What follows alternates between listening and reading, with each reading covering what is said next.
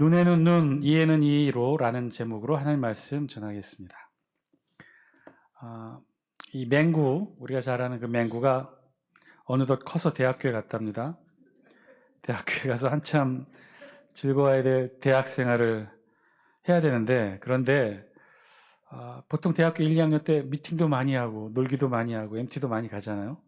그런데 이 맹구에겐 고민이 생겼어요. 막상 열심히 놀아야 될 바로 그 시기에 갑자기 스트레스를 받았는지 머리카락이 너무 많이 빠지네요. 너무 많이 빠져가지고 머리가 헝한 거예요. 우울증까지 걸리게 되었어요. 그래서 어떻게 했느냐, 맹구가 알바를 열심히 해서 돈을 많이 벌어서 머리를 심기로 했답니다. 무려 2년에 걸쳐서 산전수전 다 겪고 하루에 3개의 알바를 하면서 열심히 아르바이트해서 돈을 모았어요. 공부도 안 하고 미팅도 안 나가고 MT도 안 가고 오로지 알바만 해서 돈을 번 거죠. 그리고 돈을 다 2년 동안 모아서 그 돈 탈탈 털어서 모발 이식 전문 병원에 가서 머리카락을 한 올 한 올 심었습니다. 정성껏 심었어요. 그런 후에 얼추 머리가 좀 무성해지니까 옛날의 멋진 모습으로 돌아온 것 같아 자아도취에 빠져서 흥얼거리며 집으로 왔어요. 그래서 마음속으로 다짐합니다. 이제 내일부터는 그동안 못 나갔던 소개팅, 미팅, MT 다 가리라. 그렇게 마음 먹고 집에 돌아왔는데 달라진 아들의 모습을 보고는 엄마가 한마디 합니다. 오, 맹구야, 너 영장 나왔어. 굉장히 억울하죠? 아유, 그렇게 열심히 2년간 노력했는데 근데 영장이 나왔답니다. 어느 아이가 공원에서 삼촌과 퀴즈 내기를 하고 있었어요. 삼촌, 저랑 퀴즈 한 판 하실래요? 그래? 그러면 네가 지면 나에게 500원을 줘. 그리고 내가 지면 나는 너에게 3만 원을 줄게. 그랬더니만 이 어린 조카가 삼촌하고 이 퀴즈 내기를 합니다. 자, 어린 조카가 먼저 퀴즈를 냈어요. 삼촌, 그럼 문제 나갑니다. 개미가 달까지 가려면 얼마나 걸릴까요? 아니, 이런 듣도 보도 못한 문제를 내다니. 삼촌이 졌어요. 그래서 내가 졌다. 여기 3만 원이다. 그런데 정답이 뭐니? 그랬더니 조카가 이렇게 얘기합니다. 저도 몰라요. 500원 드릴게요. 삼촌이 생각하고 또 조카가 생각할 때 삼촌과 조카가 지식이 다르고 공부한 내용이 다르고 그동안 먹어온 밥그릇수가 다르니 같은 내기를 하더라도 조카는 500원, 삼촌은 3만 원을 주는 게 나름 공평하다 여겨졌죠. 그런데 내용을 들여다보니 아니었네요. 여러분, 공평하다 혹은 정의롭다라는 말을 우리가 어떤 때 주로 자주 하게 되나요? 우리 성경에서도 항상 등장하는 이 하나님을 수식하는 표현 중에 이 공의와 정의라는 단어가 있습니다. 공의와 정의, 여기는 어떤 뜻이 담겨 있을까요? 사실 이 공의와 정의는요, 다른 의미의 개념입니다. 공의의 사전적 의미는요, 공평하고 의로운 도의라고 되어 있어요. 그러니까 이걸 좀 더 쉽게 표현하면 공의는 한마디로 공평한 의 정도 되겠죠. 공평한 의. 그래서 공의의 개념에는요, 이 의의 개념과 함께 더 중요하게 여겨지는 개념은 공평이에요, 공평. 반면에 정의의 개념은 조금 달라요. 정의의 사전적 뜻은 진리에 맞는 도리 혹은 올바른 도리. 이것도 쉽게 표현하면 그냥 올바른 의, 정의, 올바른 의 정도가 되겠죠. 그래서 공의와 정의는 어떻게 듣게 되면 같은 의미처럼 들리나 각각 그 강조하고 있는 핵심의 의미가 조금씩 달라요. 정의의 개념은 뭐에 가깝냐면 올바른 거예요. 올바른 의를 세우고 바른 의를 세우는 게 정의예요. 그런데 공의의 개념은 여기는 이 올바른 의, 바른 의 플러스 공평인 거죠. 올바르고 바른 정의를 어느 한쪽에만 대해서는 안 된다는 거죠. 공평해야 된다는 거. 모든 이에게 공평하게 적용하는 바른 의, 그것이 공의라는 개념이죠. 아유, 이렇게 설명을 해도 사실은 설명하는 저도 그렇고 항상 헷갈리기에 마련이죠. 공의, 정의 다 뭐 비슷비슷한 뜻이구만. 뭐가 다르다고 그렇게 생각할까 하는데 중요한 개념에서는 좀 달라져요. 예를 들면 이런 거죠. 우리에게 있어서 구원은 하나님의 공의의 선물이라고 할 수 있어요. 그런데 우리에게 심판은 하나님의 정의의 심판인 것이죠. 1930년대 미국 어느 상점에서 이 빵 한 덩어리를 훔치고 절도 혐의로 기소된 노인이 재판을 받게 되어 언론에 크게 화제가 되었어요. 당시 기사로도 제목이 현대판 레미제라블이라고 불릴 만한 사건이었죠. 어떻게 1930년대인데 빵을 훔치고 빵 하나 훔쳤다고 그것도 나이 드신 할아버지가 법정에 서게 되었다는 거죠. 판사가 빵을 훔친 이유를 재판장에서 물었습니다. 그랬더니 그 내용도 더 구구절절해요. 판사님, 할아버지가 이렇게 답변한 거죠. 저는 지금 이혼한 딸과 함께 살고 있는데 그 딸은 병들었고 그리고 그 딸의 두 자녀, 어린 손녀딸이 굶고 있습니다. 그런 사정이어서 빵가게 앞을 지나다가 그만 나도 모르게 손이 갔네요. 잘못했습니다. 이 노인의 말을 들은 재판 방청객들은요, 다 노인을 동정하게 됐어요. 그리고 그런 노인을 법정에서 심판하게 되는 이 사법 시스템이 매정하다고 여겼습니다. 하지만 공정한 법 집행을 해내야 되는 판사는 고민을 안 할 수가 없었죠. 그리고 고민한 후에 판사는 이렇게 다음과 같이 판결을 내렸어요. 아무리 사정이 딱하다 할지라도 남의 것을 훔친 것은 잘못입니다. 법은 만인에게 평등하고 예외가 없어야겠죠. 그래서 본 재판정은 법대로 당신을 판결할 수밖에 없습니다. 당신에게 $10의 벌금형을 선고합니다. 당시 정말 무일푼이었던 이 노인에게는 $10도 너무나 가혹한 벌금형이었죠. 그리고 그런 재판을 내렸던 재판의 결과를 본 이 재판정에 있는 방청객들도 매우 실망스럽다는 목소리가 들려왔어요. 여기저기서 노인의 딱한 사정에 어쩌면 법이 이렇게 매정할 수 있을까 딱하다며 그런 실망스러운 목소리가 들렸어요. 판결을 내린 판사는요, 자리에서 일어나 후 법정에 있는 사람들에게 쭉 다가갑니다. 판결을 내렸으니까 이제 재판을 끝내야 되는데 반대로 재판정에 앉아있던 그 판사가 이 재판정 아래로 내려오는 거죠. 그리고 옆에 경위에게 손짓으로 모자를 건네받은 다음에 모자에다가 자신의 $10를 넣고는 쭉 방청객 여러분들한테 이야기하는 거예요. 여러분, 이 노인이 빵을 훔쳐야만 할 정도로 어려운 상황임에도 아무런 도움을 주지 못하고 방치한 우리에게도 책임이 있습니다. 나에게도 책임이 있어서 여기 $10를 내겠습니다. 여러분들도 저와 같은 생각을 하셨다면 이 모자에 50센트씩 넣어주십시오. 그리고는 재판정 방청객에게 모자를 돌렸다는 거죠. 그렇게 해서 거친 돈이 $57 50센트. 그 돈을 노인에게 전달했고 노인은 그 돈을 받아서 $10 벌금을 내고 남은 $47 50센트를 손에 쥐고 눈물을 흘리며 돌아갔다는 거죠. 빵을 훔친 불쌍한 노인에게 $10 벌금형을 내린 것은 이 죄에 대한 당연한 판결인 정의의 판단이었겠죠. 그러나 그런 불우한 이웃을 방치하고 더구나 재판정에서 그런 노인에 대한 이 심판 자체를 못마땅하게 여겼던 방청객에게 함께 모금에 동참토록 한 것은 그런 판사의 결정은 공의에 해당한다고 할 수 있겠죠. 공의, 정의, 이 세상에서 현실의 삶을 살아가는 우리에게 사실 참 구분하기는 쉽지 않고 어려운 문제이기도 합니다. 더군다나 우리 실생활에서 이것을 맞닥뜨렸을 때 구분해서 생각해내기란 더 어렵죠. 그것을 구분해내서 판단하고 생각하기보다는 그저 우리의 삶 속에서 보면 그냥 뭉뚱그려진 질문으로 우리는 이 문제를 경험하게 됩니다. 우리도 뭉뚱그려서 이 부분에 대해서 많은 질문을 갖고 있죠. 때때로 우리도 매우 자주 불공평하다고 느끼거나 정의롭지 못하다고 느끼는 삶의 현실을 우리도 자주 맞닥뜨리게 됩니다. 그런 가운데 우리들도 그렇게 질문하죠.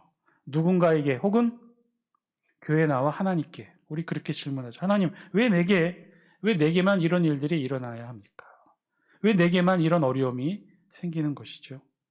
때로는 답답한 마음에 하늘을 향해 그렇게 부르짖기도 하죠. 공의와 정의의 하나님이시라고 했는데 왜 내게만 이런 어려움과 시련을 주십니까?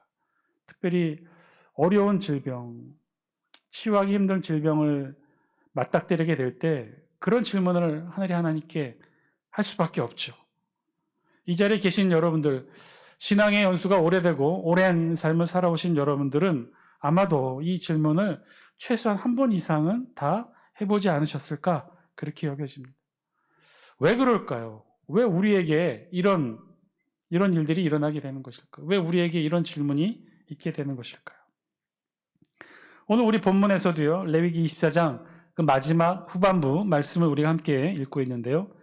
이 레위기 후반부의 말씀은 18장부터 20장까지 이 백성들의 성결에 관한 규례를 기록하고 있고 21장부터 22장까지는 제사장의 성결에 관해, 그리고 23장부터 25장까지는 각종 절기에 관련된 규례들을 기록해내고 있고, 그리고 24장은 아주 특별하게 그런 절기와 관계없어 보이는 듯한 몇 가지 말씀을 우리 기록해 놓고 있다고 우리가 살펴보았습니다. 우리 그 중에서도 오늘은 우리가 24장 후반부 마지막 부분에 있는 말씀을 오늘 함께 읽었습니다.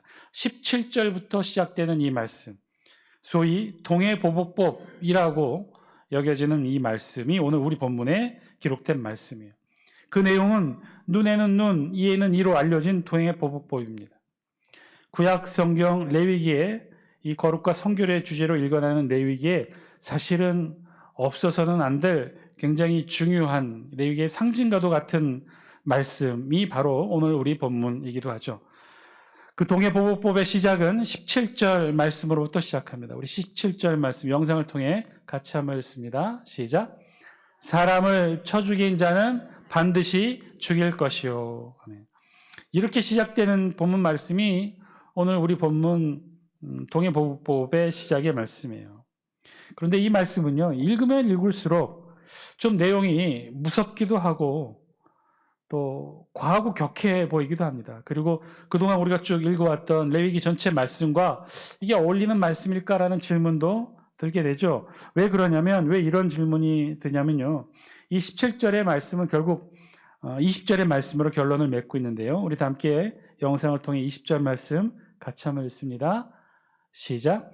상처에는 상처로, 눈에는 눈으로, 이에는 이로 갚을지라. 남에게 상해를 입힌 그대로 그에게 그렇게 할 것이며. 눈에는 눈, 이에는 이, 이게 이제 동해보복법의 가장 상징적인 표현이죠. 눈에는 눈, 이에는 이로 보복하라는 거죠. 동해보복법 말 그대로 그 뜻 그대로 해석하면요, 동일하게 보복하라는 거예요. 동일하게 똑같이 보복하라는 거죠. 그런데 이런 말씀이 어떻게 레위기 말씀 안에 들어올 수 있을까? 하나님의 율법의 말씀에 들어올 수 있을까라는 질문이 먼저 든다는 거예요. 왜 그래요? 우리 성경에는 어떻게 기록되어 있어요? 레위기 24장 20절이 동해보복법으로 레위기를 상징하는 한편의 말씀이기도 하지만, 원래 레위기를, 구약의 율법을 상징하는 또 다른 말씀은 어떤 말씀인가요? 레위기 19장 18절 말씀이죠. 우리 영상을 통해 같이 한번 읽어볼까요? 시작. 원수를 갚지 말며 동포를 원망하지 말며 내 이웃 사랑하기를 내 자신과 같이 사랑하라. 나는 여호와이니라. 아멘. 어떻게 말씀하고 있어요? 원수는 갚지 말고, 동포는 원망하지 말고, 이웃은 어떻게 하라는 거예요? 사랑하라는 거예요. 원수는 갚지 말고, 동포는 원망하지 말고, 이웃은 사랑하라. 이것이 구약 율법의 사실은 사랑의 말씀의 정수이죠. 이것이 신약에 와서는 예수님이 이 말씀을 어떻게 압축 요약하셔요? 원수, 동포, 이웃 나누지 말고 하나로 합쳐서 뭐라고 말씀하셔요? 원수를 사랑하라. 원수를 사랑하라. 이것이 구약과 신약을 잇고 있는 이 사랑의 말씀인 거죠. 구약은 비록 그 대상을 나누어서 대상에 따라 원수는 갚지 말고, 동포는 원망하지 말고, 이웃은 사랑하라는 말씀으로, 그래서 결국은 사랑하라는 말씀으로 귀결되는 말씀이 구약의 말씀이고, 신약은 이제 그런 대상도 나누지 말고 어떻게 하라는 거예요? 그냥 사랑하라는 거예요. 그래서 결국은 사랑하라, 혹은 그냥 사랑하라. 그래서 어쨌든 사랑하라가 구약과 신약을 통한 성경의 말씀의 핵심 말씀인 것이죠. 그래서 우리 신구약 성경의 말씀의 사랑에 관한 정원 명령은요, 결국은 사랑하라는 거예요. 어쨌든 사랑하라는 거예요. 그런데 오늘 우리 본문의 말씀은 그 맥락과는 전혀 다른 말씀인 것이죠. 오히려 어떻게 하라는 거예요? 오늘 말씀의 핵심 서술어는 뭐예요? 우리 20절 다시 한번 보여주실래요? 20절 같이 한번 읽습니다. 시작. 상처에는 상처로, 눈에는 눈으로, 이에는 이로 갚을지라. 남에게 상해를 입힌 그대로 그에게 그렇게 할 것이며. 이 말씀의 서술어가 뭐예요? 갚으라는 거예요. 갚으라는 거예요. 그렇게 할 것이다. 어떻게 하라는 거예요? 갚으라는 거예요. 어떻게 해요? 똑같이 갚으라는 거예요. 눈에는 눈, 이에는 이. 하나님은 왜 이렇게 명령하셨을까요? 원수를 갚지 말고 이웃을 사랑하라는 말씀이 사실은 신구약 전체를 통한 하나님의 사랑의 말씀의 정한 명령인데, 그런데 오늘 본문은 갚으라는 거예요. 눈에는 눈, 이에는 이. 더 정확하게 조금 더 다른 표현으로 하면 원수를 어떻게 하라는 거예요? 갚으라는 거예요. 그런데 어떻게 갚으라는 거예요? 꼭 정확하게 동일하게 갚으라는 거죠. 어떤 게 맞는 말씀일까요? 원수를 갚으라는 말씀으로 들리는 이 말씀, 원수를 사랑하라는 신구약 전체의 사랑의 정한 명령과 비교해 봤을 때 이 말씀, 원수를 갚으라는 말씀, 동일한 말씀일까요? 우리가 이 말씀을 어떻게 이해해야 될까요? 사실은요, 원수를 갚으라는 이 말씀으로 들리는 이 말씀, 그러나 당시로서는요, 굉장한 사랑의 정한 명령이기도 했다는 거예요. 당시로서는 획기적이었다는 거죠. 20절 말씀을 자세히 보시면요, 상처에는 상처로, 우리 20절 말씀 보시면 상처에는 상처로라고 되어 있죠. 예전 성경에는 이걸 어떻게 번역했냐면 파상은 파상으로라고 되어 있어요. 파상으로 번역했던 이유는 상처의 원어가, 상처라는 우리말 번역의 이 상처의 히브리 원어가 쉐베르라는 단어인데 이 뜻은 부수다라는 뜻이에요. 부수다. 그러니까 우리말에는 그저 상처라고 번역했는데 이건 진짜 완곡하게 아주 좀 뭐라고 해야 되나, 좀 많이 포장해서 번역한 거예요. 원래는 쉐베르, 이건 부수다라는 뜻이에요. 그러니까 어디가 좀 이렇게 긁힐 정도의 상처를 의미하는 상처가 아니라 부수다. 그러니까 이 말의 뜻은, 쉐베르의 이 뜻은 이 모든 종류의 골절을 의미합니다. 그러니까 뼈가 부스러지는 상처를 얻는 경우에 어떻게 하느냐? 상대에게도 똑같이 뼈를 상해하는 정도의 똑같음으로 갚으라는 거예요. 눈도 마찬가지예요. 이도 마찬가지예요. 눈을 다치게 했으면 상대의 눈을 상하게 하라는 거예요. 이를 다치게 했으면, 이가 다치거나 부러졌으면, 뽑혔으면 똑같이 상대의 이를 상해함으로 갚으라는 거죠. 그럼 이것이 어떻게 원수를 갚지 말고 이웃을 사랑하라는 레위기 사랑의 정한 명령에 부합하는 명령일까? 좀 무서울 정도로 섬뜩한 보복의 말씀처럼 들리는데, 그런데 이게 어떻게 사랑의 정한 명령일까? 당시의 기준으로서는 굉장히 인도적인 명령이었다는 거예요. 왜냐? 당시의 기준으로 원수를 갚는다는 것은요, 그 의미 자체가 원수를 갚는다라고 했을 때는 어떤 의미냐? 받은 그 이상을 되돌려주는 게 원수를 갚는다는 그런 의미였어요. 상대가 나를 상해했어요. 상대가 나를 오른팔을 부러뜨렸어요. 그러면 어떻게 하라는 거예요? 상대에게 똑같이 오른팔을 부러뜨려야 되는데, 그런데 그것으로 성이 풀려요, 안 풀려요? 안 풀린단 말이에요. 갑자기 내 오른팔을 부러뜨렸는데, 근데 똑같이 갚아야 되는데 상대 오른팔만 부러뜨려서는 내 이 성이 안 풀린단 말이에요. 그럼 어떻게 해요? 상대 왼팔도 부러뜨리는 거예요. 그뿐이 아니라 내가 힘이 더 있고, 내가 권력이 더 있고, 재산이 더 있으면 어떻게 해요? 상대의 오른팔과 왼팔뿐만 아니라 상대의 가족들도, 심지어 상대의 자녀들까지도 해하게 된다는 거예요. 그게 당시의 보편적인 원수 갚음의 기준이었다는 거죠. 내 자녀가 이를 다쳤다. 마찬가지예요. 그러면 어떻게 해요? 내가 좀 힘이 있고 권력이 있고 부자면 어떻게 해요? 상대에 달려가 아이의 이를 똑같이 부러뜨릴 뿐만 아니라 아버지의 이도 부러뜨린다는 거예요. 힘의 불균형을 이루었던 관계, 당시 고대에서는 이 관계의 원수 갚음이 굉장히 참혹했어요. 그 반대 경우는 더 비참했어요. 내가 힘이 없거나 신분이 낮은 사람의 경우 상해를 받으면 어떻게 될까요? 내가 종이에요.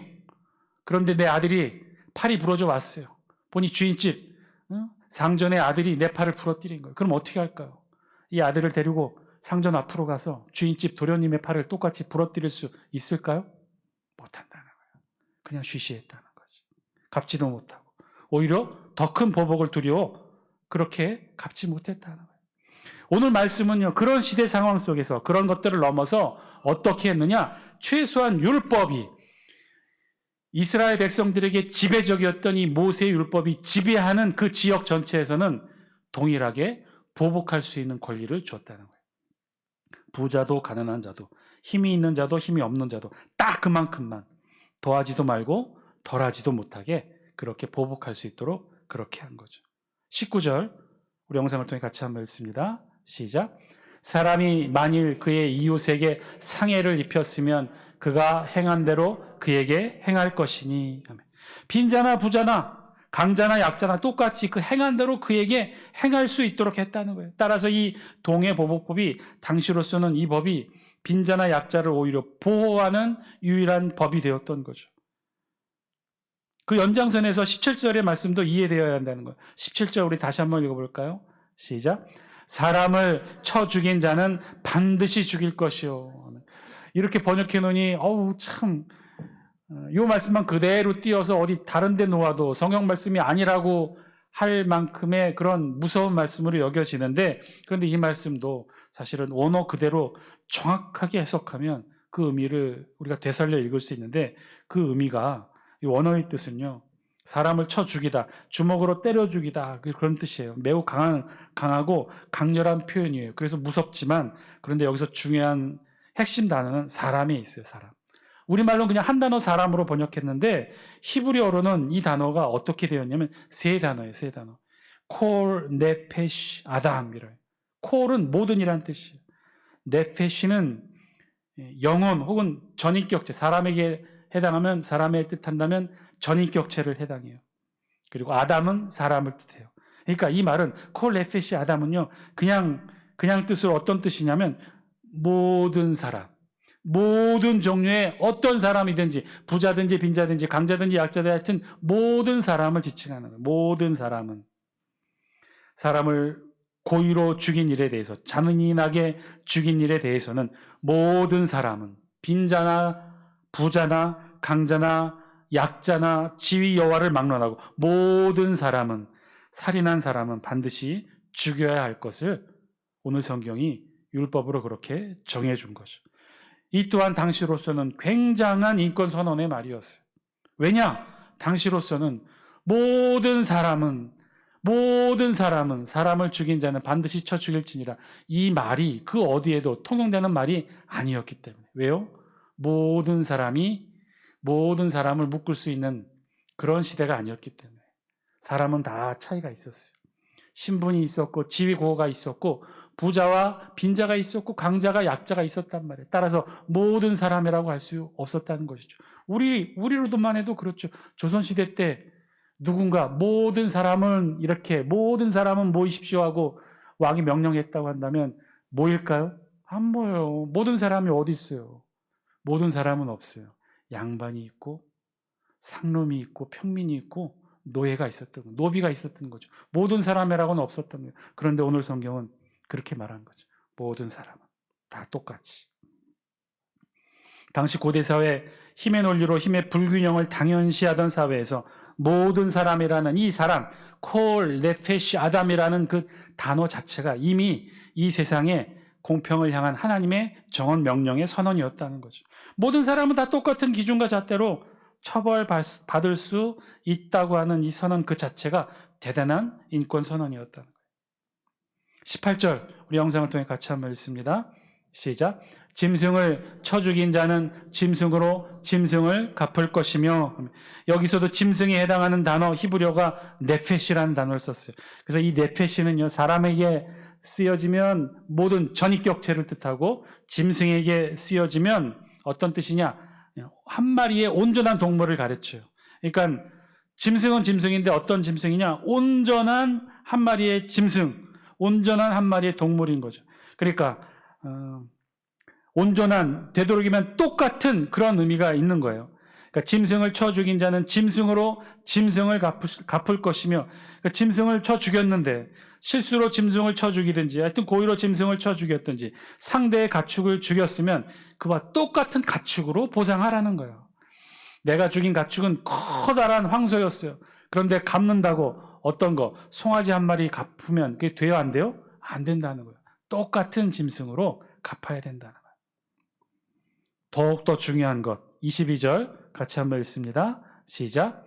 거류미 내게든지 본토에 내게든지 그 법을 동일하게 할 것은 나는 너희의 하나님 여호와임이니라. 아멘. 거류민 본토인에게든지 거류민에게든지 똑같이, 거류민이라고 하는 건 남의 나라 영토에 잠시 머물러 사는 사람이에요. 외국인, 우리말로 이야기하면 외국인이죠. 이방인이고 잠시 체류하는 외국인에게도 본토인과 똑같이 그 법을 적용하라는 거예요. 어떤 사건이나 소송에 대해 차별 없이 동일하게 법의 적용을 받게 하라는 거예요. 사실은 오늘날 21세기를 살아가는 오늘날 우리 대한민국에서도 이 법 적용은 사실은 도전받고 있는 거죠.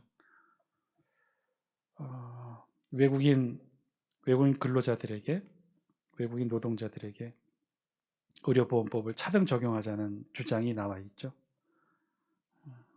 왜 똑같이 그들에게도 대우하냐? 근데 우리 성경에는 지금 이렇게 말씀합니다. 똑같이 거류민에게든지 본토인에게든지 그 법을 동일하게 해야 됩니다. 사랑하는 장수께 성도들, 오늘 말씀을 통해 하나님 우리에게 주시는 하나님의 음성 저와 여러분들이 들을 수 있게 되길 바랍니다. 하나님은 오늘 말씀을 통해 우리에게 말씀하고 계셔요. 그 말씀은요, 동일하게 하라는, 동일하게. 공의와 정의, 어려운 뜻 다 제쳐놓고 동일하게, 똑같이, 차별 없이, 구별 없이, 구분 없이, 동일하게, 부자나 빈자나 강자나 약자나 구분 없이 동일하게 대하라는 거예요. 그리고 그 이유를 우리 성경 22절은 이렇게 말씀하셔요. 다시 한번 22절 영상을 통해 같이 한번 읽습니다. 시작. 거류민에게든지 본토인에게든지 그 법을 동일하게 할 것은 나는 너희의 하나님 여호와임이니라. 그 이유를 동일하게 해야 되는데 그 이유를 뭐라고 말씀하셔요? 나는 너희의 하나님 여호와이기 때문이라는 거예요.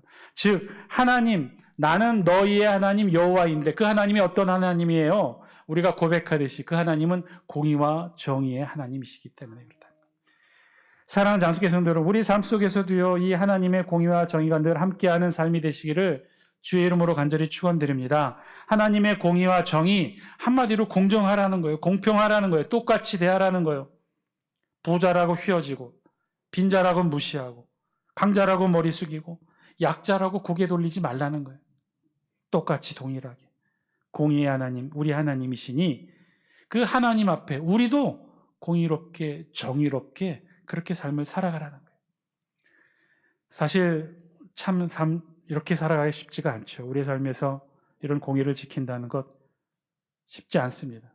동해보복법 딱 그만큼만 하라는 것. 사실 이것도 어떻게 보면 과한 법인 것처럼 보이지만 딱 이렇게만 지키기도, 이렇게만 공의롭게 처신하기도 쉽지 않습니다. 과하지도 덜하지도 않은 공정함, 정의로움, 그거 지키면서 살라고 하나님이 말씀하셔요. 그런데 그 이유가 어떤 이유 때문이냐? 그런 하나님이 우리의 하나님이기 때문에 그렇다는 거예요. 공의의 하나님이 바로 우리 하나님이시니까, 정의의 하나님이 바로 우리 하나님이시니까, 공의와 정의의 하나님이 바로 우리 앞에 계시니까 그 하나님 앞에 선 우리의 모습도 공의롭고 정의로운 삶을 살아가야 한다는 거예요. 우리 가끔 살면서 우리도 질문 하나님께 그렇게 했다고 했죠. 우리도 그런 질문 하나님께 최소한 이 자리에 계신 분들은 한 번 이상은 다 하셨을 것 같은데, 왜 하나님 나에게만 왜 이런 일들이 일어납니까? 왜 내게만 이런 일들이 일어나야 하는 것인가요? 경제적으로든지 사회적으로든지 건강의 문제로든지 관계의 문제로든지 우리도 삶을 살아가다 보면 불공평하다 여기는 일들이 많이 엮여지죠. 공정하지 못한 일들이 많이 있게 됩니다.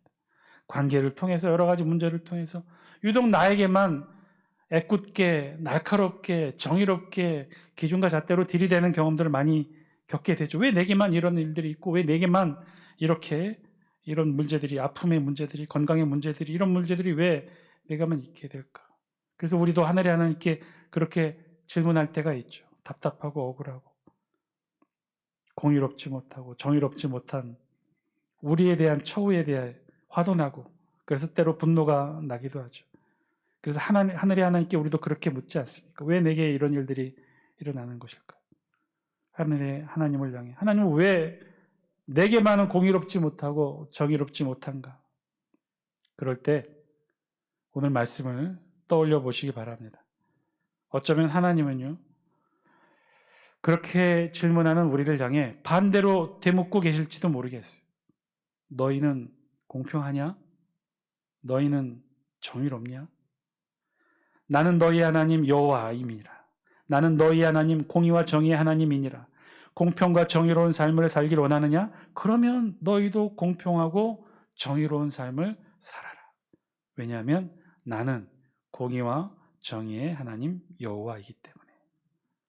사랑하는 장수께 성도 여러분, 우리가 하나님 앞에서 공의롭고 정의로워야 그래야 하나님도 우리 앞에서 정의롭고 공의로움을 행하시지 않을까요? 우리는 공의롭지도 못하고 정의롭지도 못하면서 하나님만 우리에게 공의롭고 정의로우시기를 바랄 수는 없지 않겠습니까? 사랑하는 장수께 성도 여러분, 오늘 이 저녁 저와 여러분들 함께 이 기도 제목 놓고 기도할 수 있게 되길 바랍니다. 하나님, 오늘 우리의 삶이 공의롭고 정의로운 하나님 앞에서 우리의 삶이 우리도 그렇게 공의롭고 정의로운 삶 살게 하여 주옵소서. 강자 앞에서 비겁해지지 않게 하여 주옵소서. 약자 앞에서 무시하지 않게 하여 주옵소서.